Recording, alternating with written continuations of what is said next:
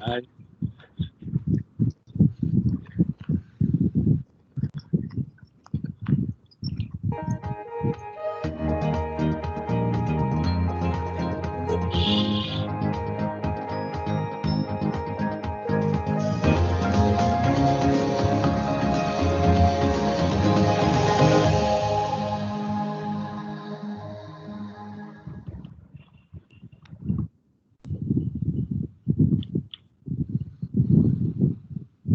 Good morning, ladies and gentlemen. Thank you for joining today's webinar on Sri Lanka tourism organized by the Ceylon Chamber of Commerce together with Citibank and Facebook. Joining us today, we have three panelists as well as our moderator. Today's session will be actually one of the most interesting topics of time. It's a discussion on the current challenges faced by the tourism industry and the immediate recovery measures and a way forward. So joining this discussion, we have Mr. Sanat Upwata, the President of the Hotels Association of Sri Lanka, Mr. Mahen Kariwasam, President of the Sri Lanka Tourism Association of Inbound Tour Operators, Dr. Jordi Fornis, Director Emerging Markets APEC Facebook, and today's session will be moderated by Mr. Ramal Kure, Chairman of Jetwing Hotels and Jetwing Travels. Before we begin the session, let me kindly request all of our participants to keep your cameras off and your microphones on mute so that we will not disrupt the discussion. And if you do have any questions, please use the chat option available on your screen to send in your questions to which the moderator will give priority at the end of the session. So let me now hand over the discussion to Shiramal, and thank you again for joining with us. Over to you, Shiramal. Shiramal, you need to unmute. I know. Thank you, Amanda. I want everyone. Yes, it's another webinar, as Amanda said, and it's on tourism. I think we are at a juncture where things are evolving on a daily basis, as we know. And we are having three eminent panelists today from three different areas of the industry. So it's going to be a very interesting discussion. And as Amanda said, you can also ask questions at the end of the session. Just to give you a brief about, I mean, I know all of you know, but since the end of the ethnic war in 2009, tourism took off very rapidly in this country, as you know. And by 2018, we had, $4.5 billion in revenue and 2.3 million tourists coming in and employing almost 500,000 people directly. So that was the state of the industry. Unfortunately, Easter Sunday 2019, disaster struck and we had a catastrophe. It was a bolt from the blue, but defying all the naysayers, in about 8 months, the industry recovered and we got back to normal. But unfortunately, again, this year, what happened, everybody knows, I don't have to go about it. This time things are different, as we all know. It's just the demand, the supply, the transportation, everything has got affected. So we are in a situation which is unprecedented, as we have heard the term before. And yeah, it's learning for all of us, and the situation is changing dynamically every day. So in this situation, as I said, let me introduce you to our three eminent panelists. Sanat Upwata, of course, does not require any introduction. He's a well-known businessman in the country. He's running his own private business, the well-known Mount Lavinia Hotel, and it also has allied business in travel and tourism training. He also has a resort in the Maldives, which is running very successfully. He also is an honorary consul for the Republic of Slovenia. We have another honorary consul for the Slovak Republic in Mahen Kariwasam, who is our next panelist. By the way, Sanat is also the president of the Hotels Association in Sri Lanka. So similarly, Mahen is president of the Tourist SLITO, which is the Sri Lanka Association of Inbound Travel Agents, and which is a combination of destination management companies. He also runs his own private business. Make a video of nearly. And do the travel company. And he's also, as I said, the direct honorary consul for the Slovak Republic. Then we have All right. Thanks a lot. Thank you, Nafis. Mr. Roddy Fornis, who's a very interesting person who's living now in Singapore. He has a varied, his bio is just amazing. He has so many interests, so much of experience, and currently he's MD of emerging markets, Asia Pacific at Facebook, based, as I said, in Singapore. He has been to Sri Lanka for his honeymoon and has interesting and very memorable experiences being here.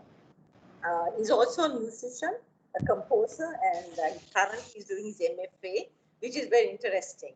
So we, as you can see, we are going to have a different set of experiences and perspectives coming in. So that's it from me. Sanat, can I ask you to please give a brief on the current situation, the challenges the hotels are facing, and what you think is the way forward, please? Yeah, thank you, Ramal, and thank you, Chamber, for inviting the Hotels Association discussion on the industry, tourism industry in Sri Lanka. As Ramal mentioned, we are the second crisis that we are facing this year. The hotel industry has been the worst affected by this COVID outbreak, and we have been in complete hibernation for the past eight weeks, where hotels have had zero revenue for a prolonged period, and for the first time in the history, the hotels have cut.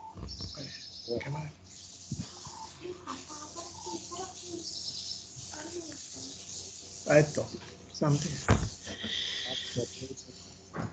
New safe guidelines developed by the Ministry of Health, mainly to operate hotel restaurants, to operate ballrooms for weddings and events, while of course maintaining strict social distancing. So we are also told that the government has tentatively planned to reopen the airport for international flights. So this is tentative.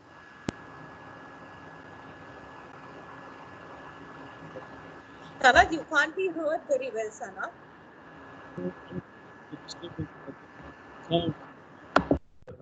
People who are in the group, we like to urge them to put their microphones on mute. That might be helpful.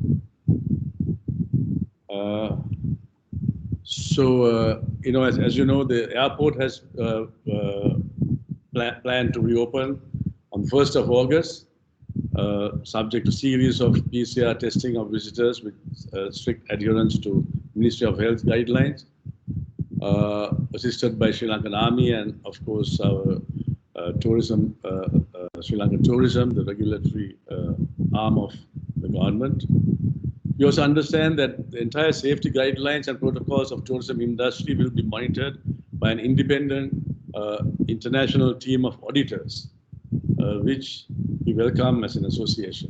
I think it's a great move, and it adds to the credibility of the whole process by having an international auditors to audit the protocols and the process of safety guidelines suitable for industry.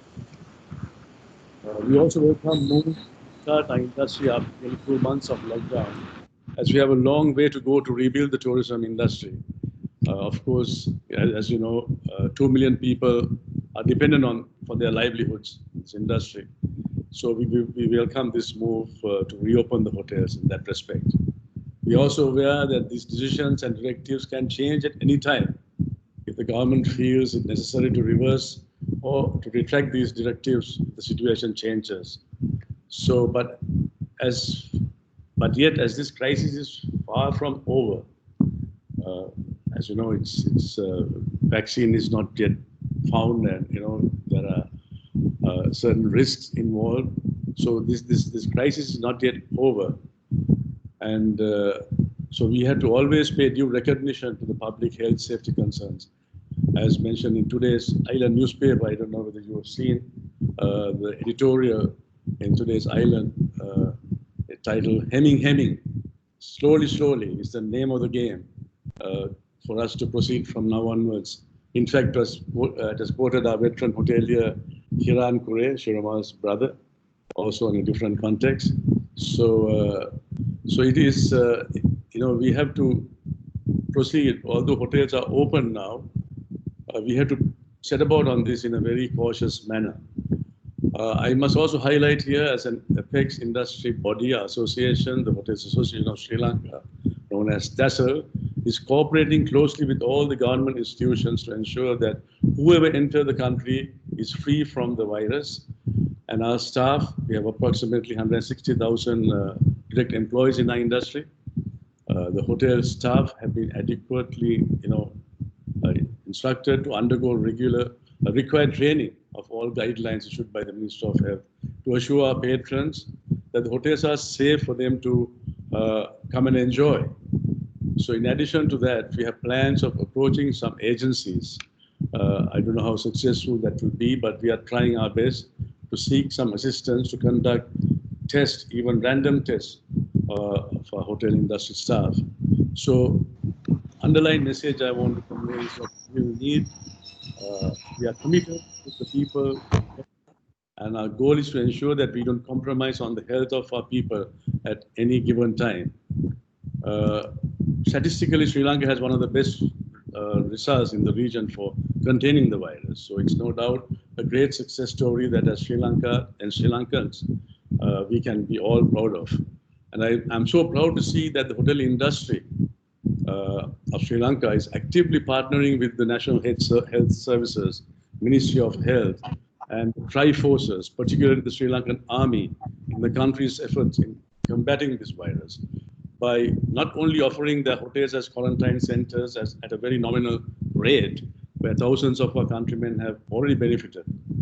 Also, some of our member hotels island-wide have offered thousands of free meals for frontline staff, and some of them have even given entire hotels free of charge to be used for Tri-Forces, doctors, and healthcare staff who are doing an excellent job, a highly professional and dedicated job to keep all of us safe. So although the hotel industry is the worst affected sector, it's heartening to see that our member hoteliers are opening their doors and are trying all what they could do to support the national cause in fight against COVID-19 pandemic. So while appreciating the magnitude of the task government has faced and supporting them the best way we can, we still have to turn to the government to address some of our biggest challenges, mainly how to sustain the livelihoods of our staff when we don't have any income. As you know, we are just recovering, as Shiromal correctly mentioned at the beginning. We are just recovering from last year's Easter Sunday's attacks. Before the pandemic erupted, it's quite impossible to face two crises in the same year. So naturally, we have to turn. There are no other recourse but to turn to the government, asking for help to overcome this huge challenge. As you know, our industry has contributed to country's economy of $4.5 billion of foreign currency earnings in 2018 alone. And in 2019, although it was not a normal year for us with all these terrorist attacks we experienced on Easter Sundays, yet we contributed nearly $3 billion to the country's exchequer. So in terms of relief, the government has already extended moratorium period of all our loans until September this year. We might have to go for further extensions if things doesn't improve. We have also requested the government to introduce a wage support scheme for industry stakeholders, mainly our hotel staff, the DMC, the travel agent staff, national guides, chauffeur guides, restaurant staff, which all amounts to approximately ₹1 billion a month, which we have requested. We have requested this support for a period of 6 months minimum, which is totaling up to about 6 billion rupees for 6 months. And if you convert that into dollars, it's about $30 million as a loan at very concessional terms to protect the jobs of of our industry colleagues. So we are awaiting the government's urgent response in this matter, as some of our members have not even paid April salaries. So after, which of course are the main, so this is our main concern right now. And our other main, focus is on the reviving, how to revive our business. So if I won't take too much of your time, I think I've got another 2 minutes exactly. I'm timing this on my computer. As the government has done an outstanding job in containing the virus, now the attention on reviving, attention has gone into reviving of the economy. We believe as a nation, we have to strike a careful balance between maintaining health and maintaining livelihoods. So we cannot stay in lockdown mode forever. So already 2 months, our entire economy has come to a standstill, and a huge economic cost to the country. So we need to restart the industry by taking into account necessary precautions and safety measures. So 1st August opening date for international passenger flights is a sound decision and sends a very strong message to the world that Sri Lanka is open for business. So we don't expect a huge influx of tourists initially due to various travel restrictions such as multiple PCR tests, which the government is planning to do, and that will also have long delays at airports. But however, we believe this will send a strong message for visitors to plan their future holidays. So in my opinion, and the majority of our members, I believe, are of the opinion that in order to revive our tourism industry, what we require right now is to entice the international travel community to think of Sri Lanka and connect them by with the destination. The best way to do that, we believe, is through online platforms, through digital media, and like having attractive videos using digital platforms, like various meta search engines like Google, Yahoo, even on display networks such as popular travel sites, blogs, or comparison sites, or any other regional search engines targeting specific markets and age groups and income groups, highlighting not only the natural and cultural attractions of our country, but also our indigenous wellness programs, our traditional diet and food, which is well recognized today to help boost immunity, our food. So as people spend more time at home, they have time to surf on the net. We all know the metas have become the most important marketing channel for travel industry today. It is important that we connect with our customers and engage them through online presence by showing videos of even live streaming of our safari parks, Sigiriya, the whale watching, and other indigenous wellness programs, and even cookery programs, which happens to be very popular nowadays. So finally, as we reopen our doors to visitors, the domestic market is something that all hotels are looking at. That will not be enough to sustain our industry, as I think it represents about 16 to 20% of our total business. So we need to have out-of-the-box ideas to drive this market. As the world is, if I look at the other countries, the world, is offering various incentives and subsidies to kickstart tourism. So it may be appropriate to look at some effective incentives to kickstart domestic travel. We believe that one way of doing that is to offer tax breaks for a limited period for locals to patronize hotels, where they can deduct hotel spending from their personal income tax payables, and even to offer double tax deductions for companies to entice them to use hotels for seminars and conferences. These are a few ideas, Shurama, so hopefully we can talk about it more later. I think my time's up now. Over to you, Shurama. Yeah. Thank you, Sana. That's very interesting. It appears you all have given a lot of thought about the tax breaks and stuff, which I had not heard before. I hope you'll be successful. No, not No. yet, only. Actually, the government has given us a lot of support in terms of tax breaks. They have removed all our top-line taxes. Sri Lanka was paying one of the highest top-line taxes in the entire region.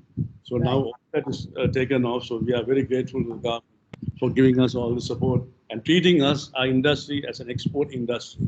So we have the same incentives as an export industry.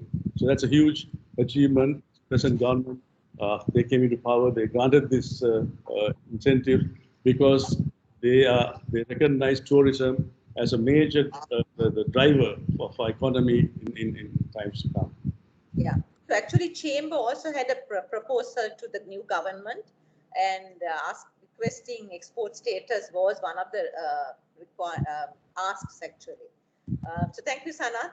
Mahen, can I now ask you please to talk from a destination management company perspective, what your thoughts and the thoughts of your members are, please?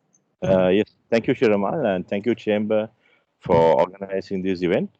I would just give a small brief of what SLITO is. So SLITO is the Sri Lanka Association of Inbound Tour Operators.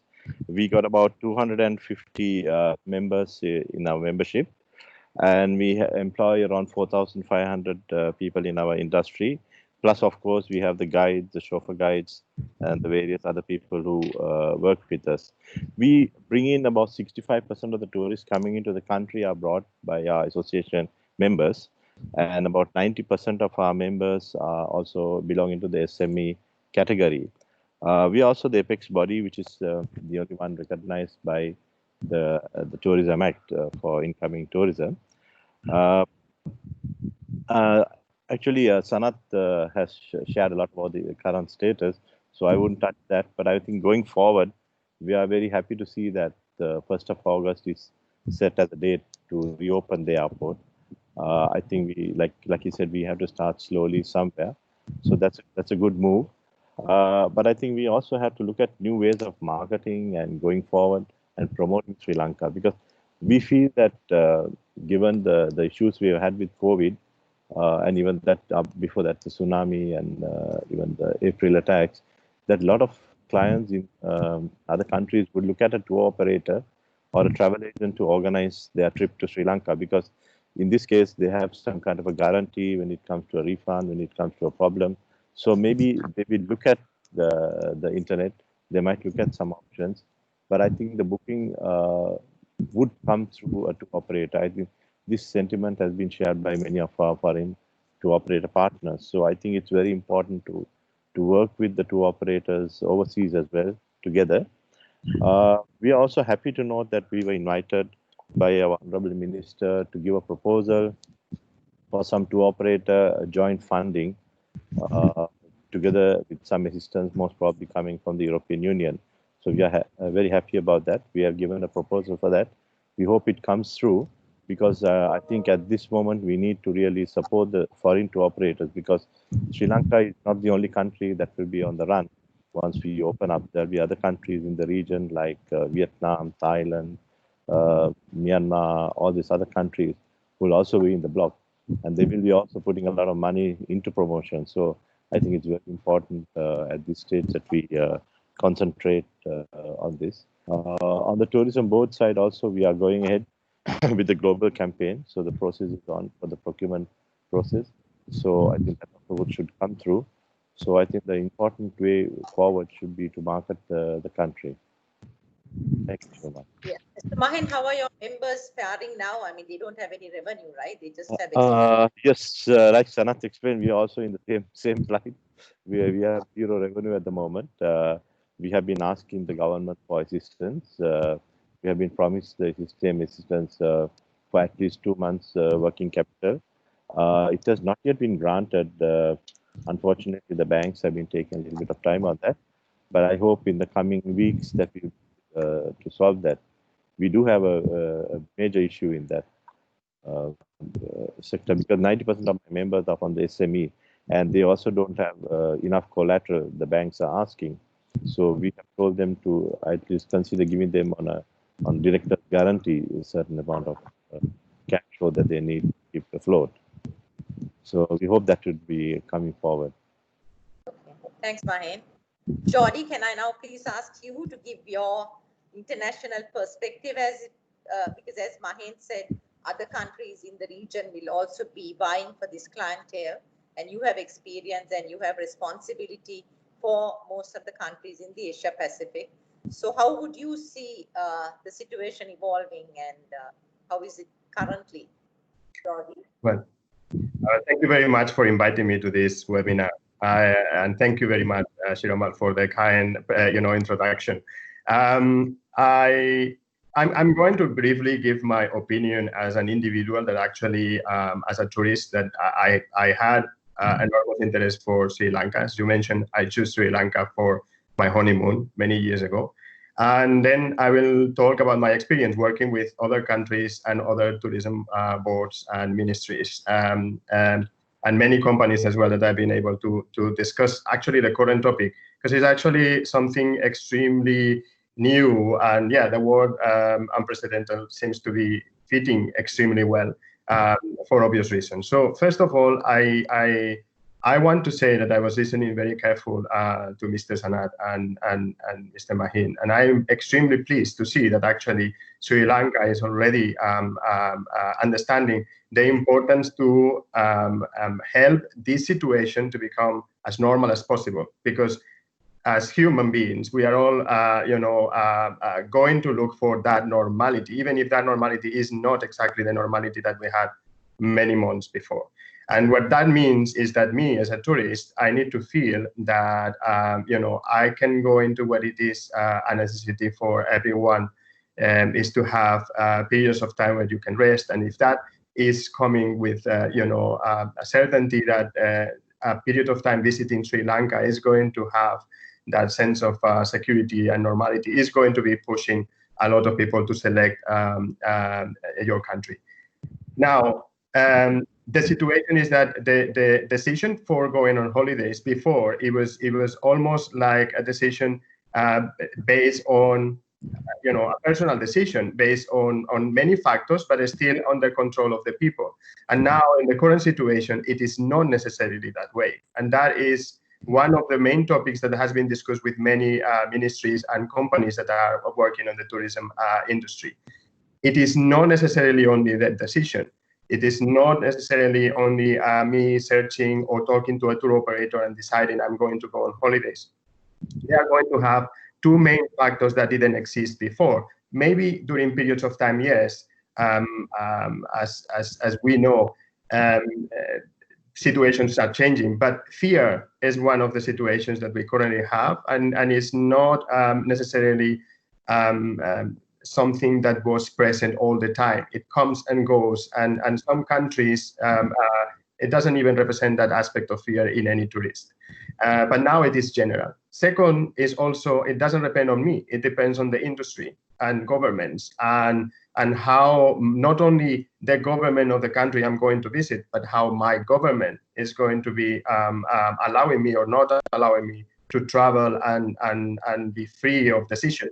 And that is also another important aspect. And that plays in a very interesting way. For example, Europe knows that they need to focus on local tourism. And they are going to maximize the effort to keep Europeans in Europe, to be sure that at least if the international community doesn't go to Europe in the same way, the freedom or the additional freedom to travel around Europe without being restricted in terms of quarantine, etc., is going to go into a massive effort to keep Europeans and even local tourists and the same country in the country. And that is going to play against countries that they have a massive transit of international tourism. And that's for that reason that I think marketeers and the industry, they need to be thinking about how to battle that, because there is additional competition for that manner. And then also there is a way to the people are going to behave based on what it is easier for me. Is staying in, for example, in Spain this year, and I'm going to continue being there, or I am going to be looking for, my dream holiday in another country. And that is going to be a real factor. Additionally, everybody is going to be trying to go into that normality. And that normality should come from what I was hearing right now, talking to the governments, understanding that this is actually important to the recovery of the economy of the countries, and try to find a way to normalize that situation and be seen as a country that guarantees safety, that guarantees, everything that the industry of tourism can offer with guarantees, and being at the top of the list. and then it is going to be much more interesting for the people, and definitely give the guarantees and helping the people to make the final decision.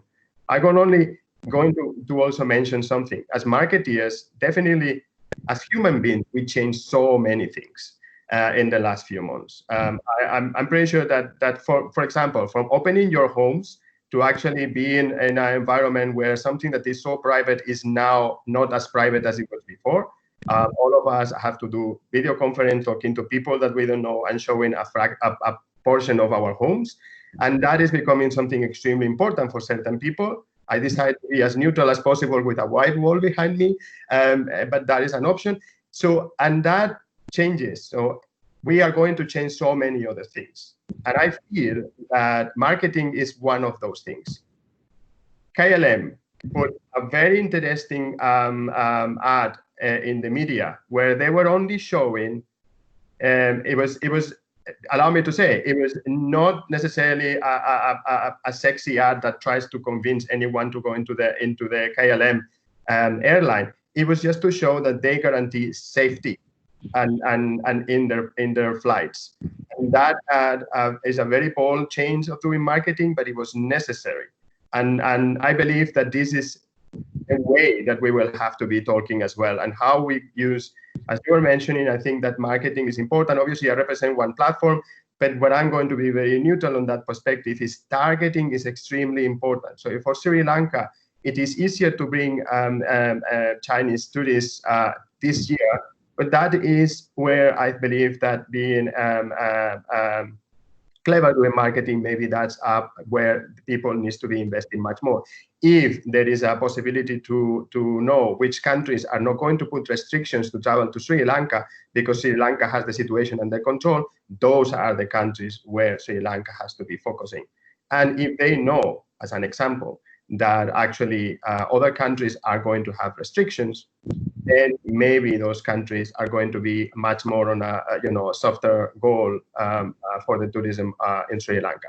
Being extremely clever with the messaging, being extremely clever with the targeting, and try to help the people to understand that in this situation there is an element of as close as normality as possible for the people to feel and to choose Sri Lanka as a destination.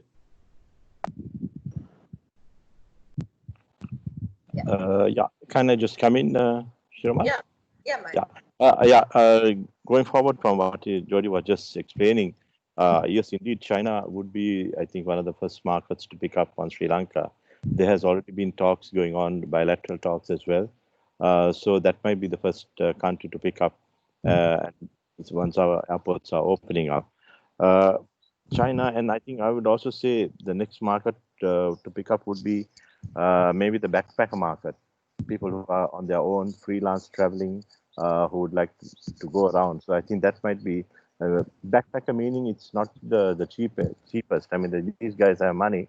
It's just that they want the experience. Like you said, they like to stay, try a homestay and so on. So I think that's another market that will develop the volume for us at the beginning.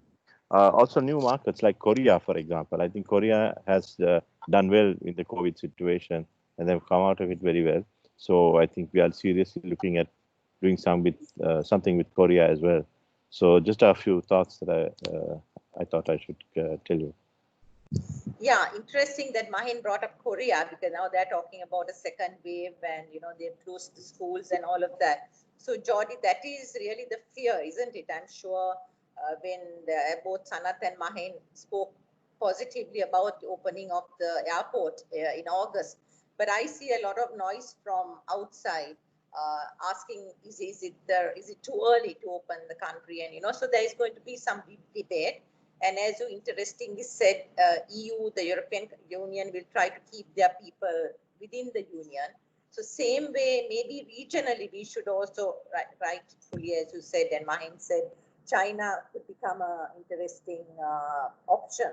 So maybe we can also have these bubbles, isn't it? They're talking about these travel bubbles. And I think Sanat might chip in here. From what I understand, they are trying to look at the 4-5 star hotels and the boutique hotels at the beginning. and then at the second stage, trying to bring in the other hotels. So I think a lot of things to learn about, a lot of things to learn from each other as well. Would you see some kind of thing like that helping Geordie? I mean, opening it in different stages, because it's, a lot of regulations will have to be monitored. So maybe it's a good idea. It is. I mean, I think one of the interesting situations is that everybody is looking at what is happening in other countries, and that it plays a massive role in the way that we are behaving. I live currently in Singapore, one of the countries that was initially praised as managing this situation extremely well, and then criticized for other reasons as well during this crisis. We are in a situation where I know that I am not going to be able to travel freely, not even for my job. I manage 6 countries across the region, and I'm not going to be able to go and visit clients and have those meetings face to face for a long while. And that is going to impact my personal decision to be traveling. But I feel that also as an individual, I am going to be seeing where that travel is safe and where the people are going, and there is no something that goes out of control. Let's say that yes, at the beginning there must be a little bit of a judgment on, oh, this country is opening too early or not. I think it's very difficult to judge something like that. I think that the experts are deciding according to the right signals and guaranteeing the right level of safetiness for the whole country and for the tourism in that particular case. Now, that will help. If I am seeing that the tourism in Sri Lanka is starting slower, there's people going there, and the situation in the country is under control, definitely that will guarantee that even if I have to spend a few more hours at the airport, it is on my benefit because it's guaranteeing my safety, rather than thinking, oh, this is bad. I am not going to be having that experience. I prefer to go to another country where I can just go normal. And I feel that everybody will judge all of these things. I think tour operators, if I'm allowed to say, they have a role on explaining that to people. Not everybody goes to, and book trips on their own. I think that a lot of people would like, and I agree, would like to have the certainty and the security that a tour operator will guarantee. And then they have an opportunity to explain that this is the way that my country or this country is taking this seriously and how it will guarantee your safetiness. I think that is crucial. Hotels, the people in the hotel, the staff, I think that is amazing to see that they have been trained, that they are going to be there to help, and obviously that also brings the guarantee. Yeah, the situation is going to be a little bit different, but all of these aspects and signals will make me feel, okay, this is the new normal, and I will accept it, and I will still decide to go. It may take some time, but I think that while the tourism starts moving, I think that those countries that they are working with that level of security and control are going to succeed earlier than other ones. If I may add something here, Shiroma, what I feel is that, there's no ideal time to restart. Yeah, sure. Sanath, have you finished? We can't hear you. Sanath? Sanath, you've frozen. That is a Wi-Fi issue. Yeah. So till Sanath comes, can we? So Geordie, that's a. Just to check with Geordie, Mahin brought up this factor about the tour operator, and you also spoke about the importance of a tour operator. Would you think the tour, now then there's also the talk about the digital marketing. So how would you see the two, because sometimes tour operators use traditional methods of selling as well, whilst they do use digital means, they use the other traditional methods. How would you see that panning out in the future?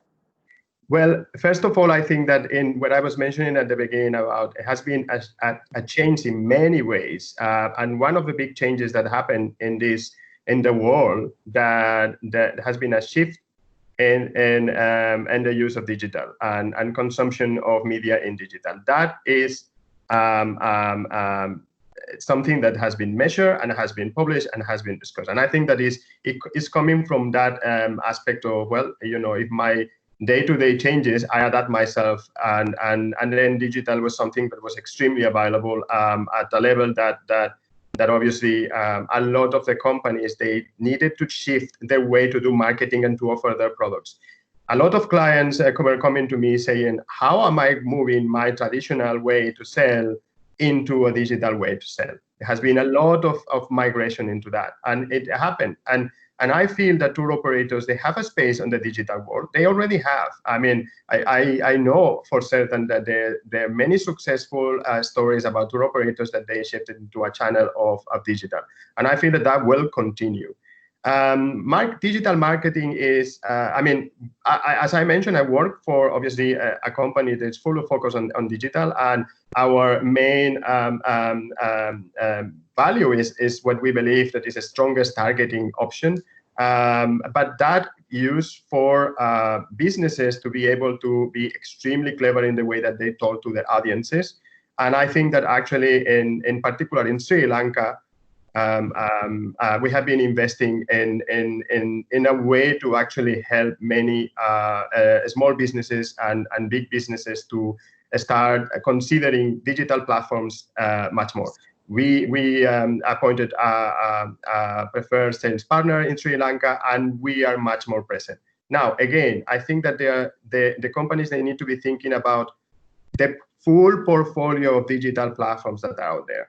That's what I'm always thinking. If I'm in a neutral marketing hat right now, I will consider that there are many strong platforms out there, and it's the combination of all of them that can make tour operators and other in the industry to succeed. We are just one of them. I think it's going to be interesting, the migration. It already happened, and it will continue happening. Okay. Mike, is there anything you want to add to that? Or? I think, I think digital is very important as well in our business. But I think the way going forward, I think we'll have to look back again and see. I think we have gone a few steps backwards now, going back to the traditional to operate as well. I think the people need more security when it comes to issues and crises. So especially when it comes to refunds and situations. Okay. So nice to have you back, Sana. Yes. I had an interruption, glitch again. Yeah, you were saying, would you like to continue? Now I have forgotten. You were talking about the opening of the airport this August. Yeah. I guess, there you can't say when's ideal time, but I think after 2 months or 2.5 months of lockdown, as I said earlier, the country's economy has to restart. We can't afford to be on lockdown mode forever. So being an island nation, airport is our main connectivity with the outside world. So we need to reopen the airport, and it also gives a positive sign that Sri Lanka is open for business. So therefore, in every respect, I see that it's a very good thing to open the airport, and also to hopefully get some tourists in. Now today in the papers I read this morning that the government is going to operate a testing laboratory in the airport itself to test every passenger who arrives in Sri Lanka, whether they have the virus or not. So I think these are very good things. I have said this many times that this virus is going to stay with us for a long time, and we've got to live with it. We have to take necessary precautions and move on with our life. We can't be just staying and cover ourselves and lock ourselves, because how are the people going to live? Without work they can't earn, and without earning they can't maintain their livelihoods. They have to feed their children. How are we going to do all these activities if the business are at a complete shutdown? And hotels, as I said, we are directly and indirectly, 2 million livelihoods are dependent on tourism. And I don't know how many, when a tourist comes, each tourist represents 10 jobs in the country. So we need to get this positive way, and of course, not undermining the health and safety, protocols, and by adhering into the guidelines, we need to get on with our lives.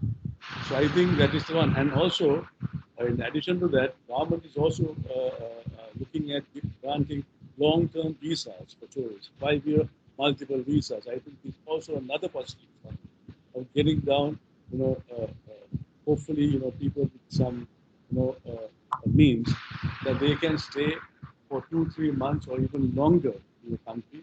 Because most of them, there are lots of, especially the elderly, who are very rich and who are, are living in nice houses or plush apartments. They want to get away from their countries because they find that their countries are not very safe for them. They want to come to a country with long, with weather, with climate, and which has a good record of containing or managing the virus. And Sri Lanka is in the top of their list. So likewise, I think we got to start this process somewhere. So putting 4, 5, and 4-star hotels, and I'm sure the government will open 2- and 3-star hotels in a month or so.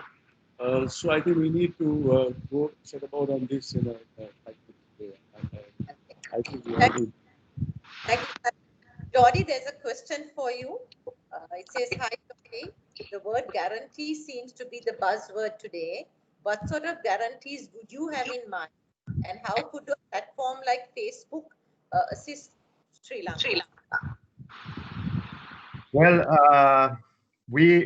our mission is obviously give the people power to connect, and I think that is the main guarantee. If I'm talking about Facebook right now, so one of the, if I'm allowed to say, one of the biggest successful countries that went into not only social media but in general digital platforms to be focusing on their tourism industry was New Zealand, and I think that their success story is impressive. And I think that the way that they have been using platforms, digitally platforms, to connect with the international communities, not to just convince the ones that are going to be buying a trip on the internet, but also going to a tour operator, is to talk about the country and to let that message there, what the people can find in that country. And I think that is something that I will, as a platform that actually offers that, I will ask more businesses to focus on their audiences outside Sri Lanka. Use the platform to actually communicate. We did a webinar recently. We were talking about businesses without, the talking about advertising, just talking about the way that they can actually talk to their audiences. Facebook started to offer many more services in Sri Lanka. From the fact that we have digital literacy programs, from the fact that we are helping a large number of small businesses, from the fact that we are now allowing, with a company that we appointed in Sri Lanka, to do local payment, to allow people to do advertising without having to do external remittances in US dollars. A lot of the things that we have been doing. Now, guaranteeing that we can help Sri Lanka, I think that comes from a commitment between the people of Sri Lanka first, and how they start talking about the incredible things that the country has to offer externally. And that and use all the platforms out there. Again, I'm going to be very open. You have so many possibilities, and maximize them all. If you go to talk to the Chinese, obviously tourism, I will not say that you need to go to Facebook. You know that. So there is so many other ways that we need to help. Aside from that, it's important to recognize that Facebook has been working with the health ministries to actually provide from the use of our platforms to actually communicate. We have been improving our checks on facts to be sure that there was no misinformation in the platform, and that was a first priority for us. And we have been doing a lot of work with Sri Lanka to actually provide help and support during this period of crisis. The work is not finished. We need to continue doing it, and we will continue doing it. I'm more than happy to elaborate this question later on if I have the contact of the person that actually asked the question. Also some questions about the procedures that they're looking at right now for the visas, whether test is required before coming in, and I think you have a little bit of clarity on that, isn't it? Are you talking to me? Sana? Oh, yeah. Because I understand that what I hear from the authorities that one has to have a medical certificate 72 hours prior to their arrival in Sri Lanka. Okay. Prior. And then Come to the country. and then on arrival, they will be subject to another test.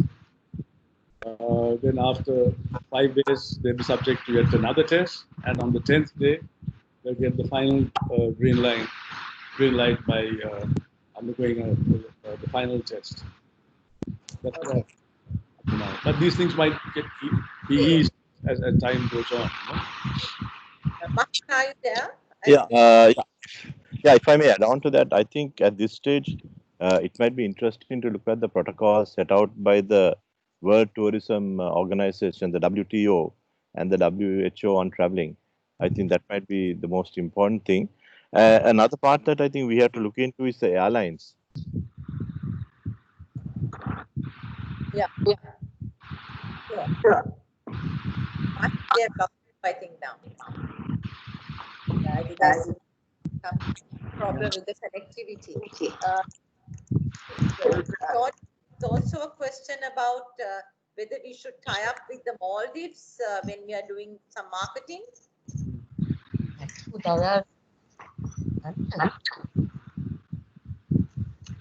Jody? Sorry? Yeah, there was a question from you whether we should tie up with a country like the Maldives when we are doing marketing. You think that? Yeah, so I actually is very interesting. I am also going to have a very similar conversation. We have been talking to Maldives Ministry of Tourism. So actually, they were asking us about how we can help.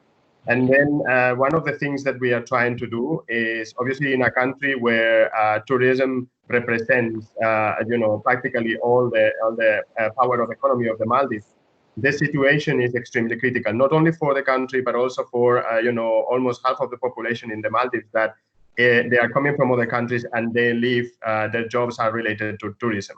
So exactly we'll talk about the same situation about how we solve the fear of the people going into those countries, how we can facilitate a sense of normality and safetiness. And that is what we are going to focus. The solution for them is very linked to the same solutions that we want to talk with obviously the tourism businesses in Sri Lanka. Actually, to a point that things are common. So they are already common because we know that this is the way that both countries have been operating in the past.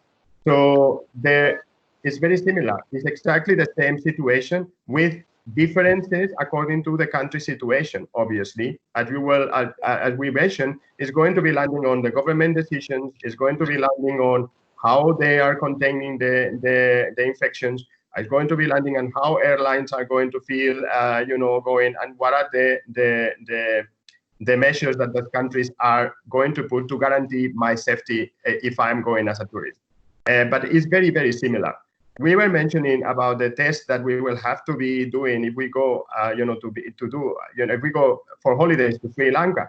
I think that this is for the safety of the people of Sri Lanka, but for the safety of the tourism as well. But the people not necessarily will take it that way. That is very important to market this message in the right way.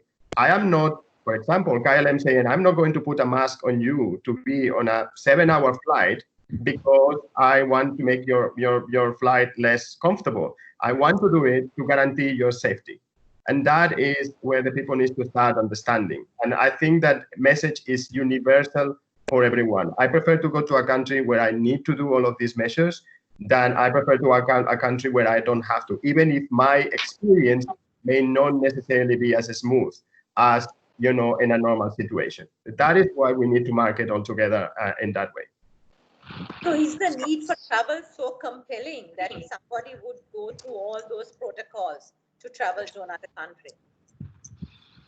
This is interesting question because it goes into a social aspect of, I imagine that travel and the current economic situation is going to be making something necessary as something secondary. So if my income has been affected, I am not going to put holidays on the top of my list. Obviously, there are other necessities as human beings that we will have to prioritize, from food, from our debts, from our families, from everything else. You can put it. So it doesn't land into that. I think that the tourism industry lives on that sector of the population that actually this is actually a need, but it has become a need because of the way that we have been starting to have access to more money and to explore, and that travel airlines and has been easier, and it's easy to actually buy tickets cheaper, that there are tour operators that are making everything easier for us,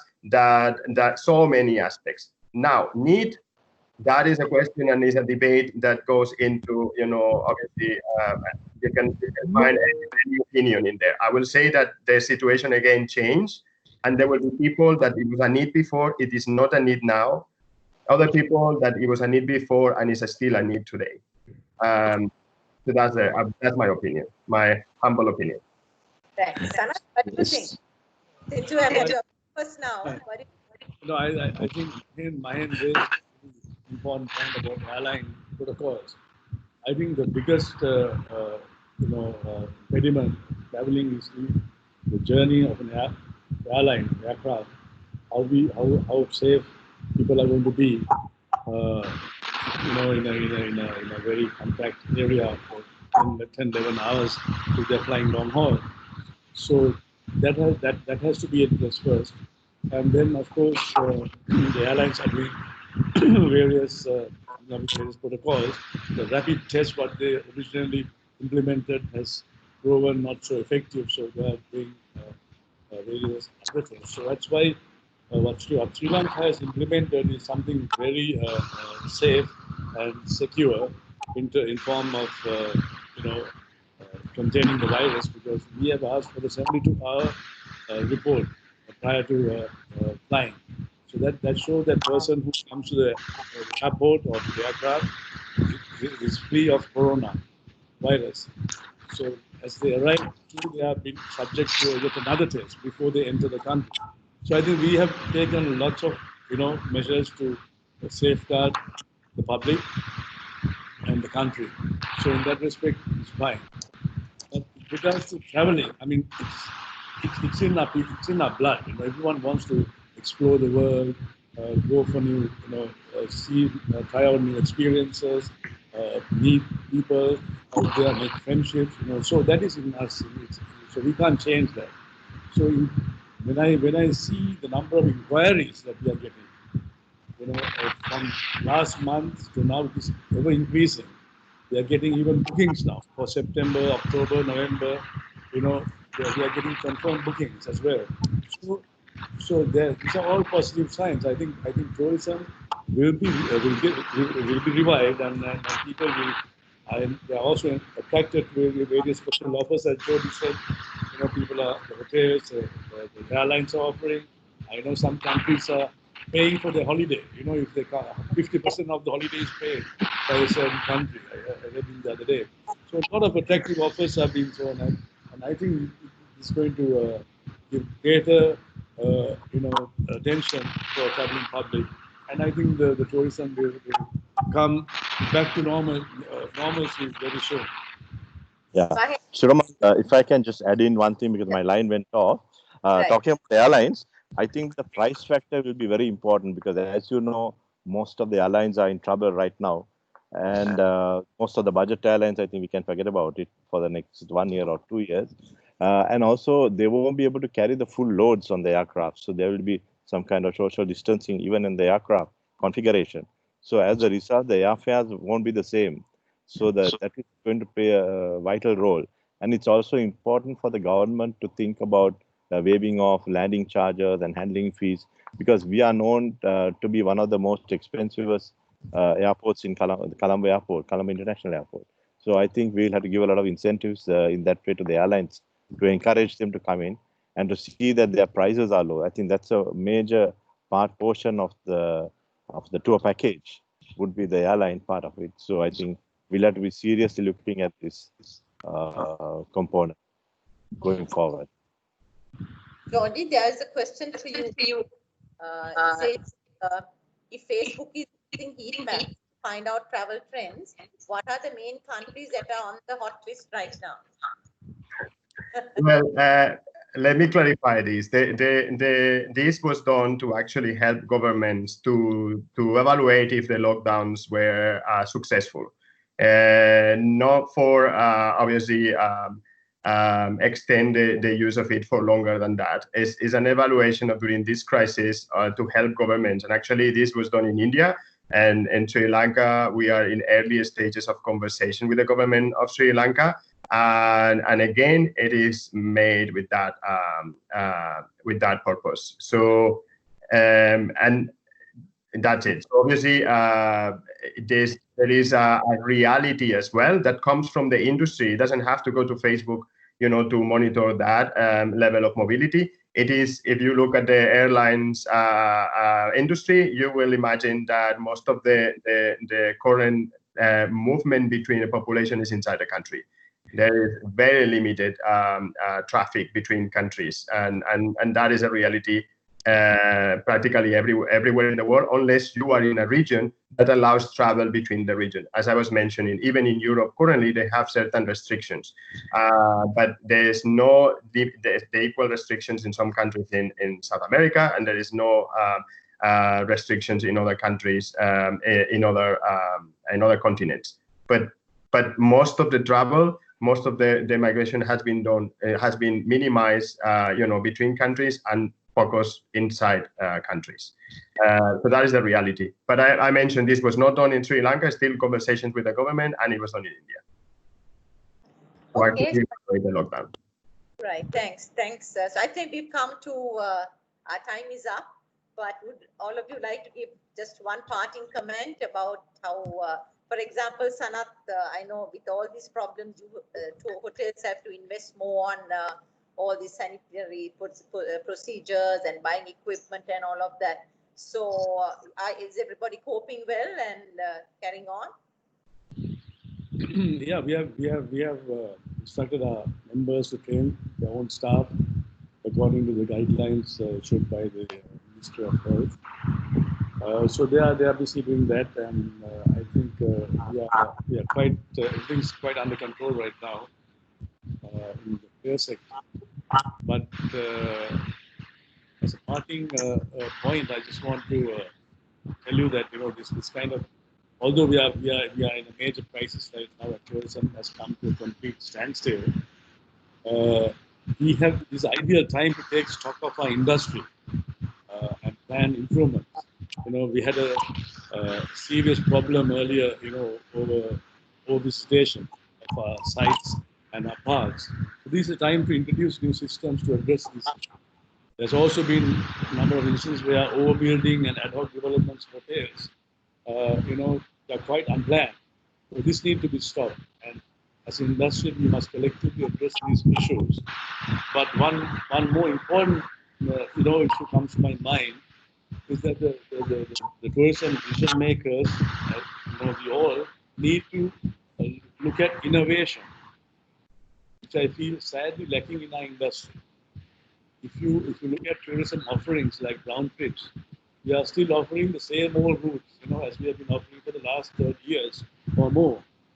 So I think this is a time to, look back and look at how we can improve our product and be innovative and to offer something new for the consumers. And because even if you look at tourism products, for the past so many years, after Pinnavela, which is now totally outdated, in the recent past we have only witnessed Avigambe and Ella, which was discovered quite accidentally by the informal travelers. And they have a great lot of traction worldwide. Even the train journey from Kandy to Ella, it's a great traction on social media, especially on Instagram.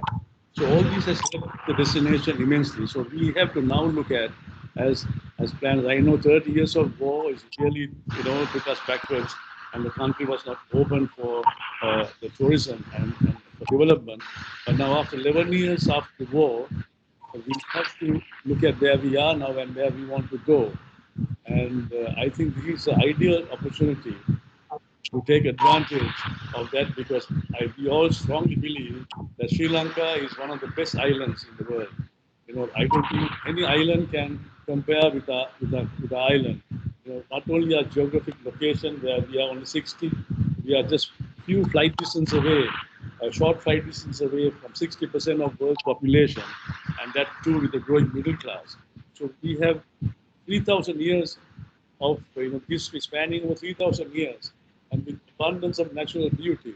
So I think that this is a time that we should get the university scholars, the academics, historians, the environmental groups, architects, and all stakeholders of tourism industry. All of us together must develop new products, and that is my wish. And I strongly believe the future of our tourism lies in quality and preserving our natural assets and not necessarily in quantity. So that's my point I like to make.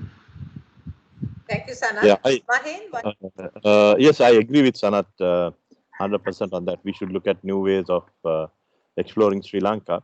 And I think sorry,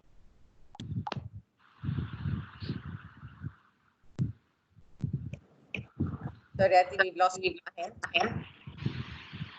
So till Mahen back, Jordi, can I ask you said you decided to come here on your honeymoon because Sri Lanka had all the highlights of the Asian region.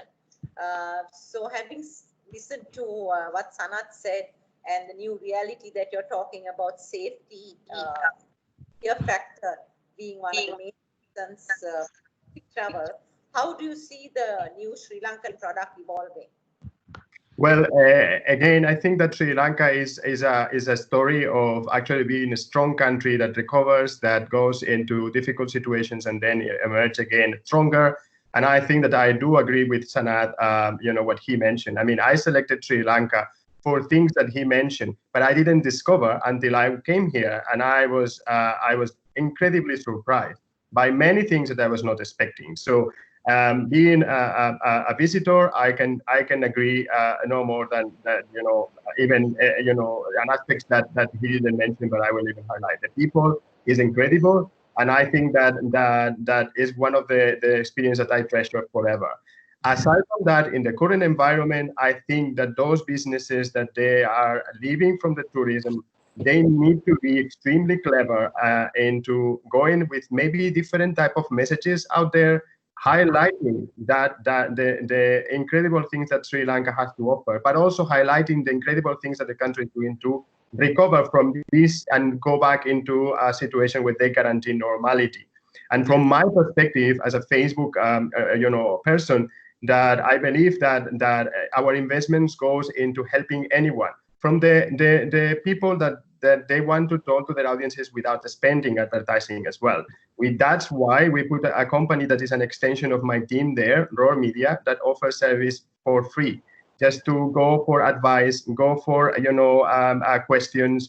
Ask me. You can ask me directly, and I'm more than happy to actually refer you to them and discuss what is the particulars. And we are here to help. I mean, it is something that I am really committed, and I believe that again, Sri Lanka will be an example of re-emerging from this situation being stronger, and I am pretty sure of that. Thank you, Jordi. Mahen, are you there? Or? yes, I'm back. Sorry, I got a bit. I was just talking about the marketing, and I think we should also get our global advertising act together with Sri Lanka Tourism.